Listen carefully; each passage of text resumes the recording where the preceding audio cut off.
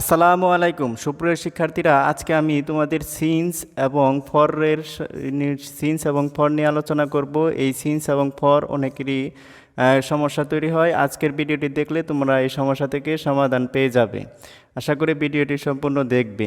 Since আমরা কোথায় ব্যবহার করব এবং ফর কোথায় ব্যবহার করব এই বিষয় নিয়ে আজকে আমার ভিডিওটি সম্পূর্ণ দেখার অনুরোধ রইল। সিন্স এবং ফর মূলত প্রেজেন্ট পারফেক্ট কন্টিনিউয়াস টেন্সে ব্যবহৃত হয়। সিন্স এবং ফর কোথায় ব্যবহৃত হয়? প্রেজেন্ট পারফেক্ট কন্টিনিউয়াস টেন্সে। সিন অর্থ মূলত থেকে বোঝাবে এবং ফর অর্থ মূলত ধরে বোঝাবে। সিন্স মানে থেকে এবং ফর মানে ধরে বোঝাবে। এখন আমরা সিন্সের ব্যবহার নিয়ে আলোচনা করব। সিন্স কোথায় বসবে? নির্দিষ্ট সময় বা কোনো কিছুর শুরুর সময় থাকলে সিন্স বসাবো।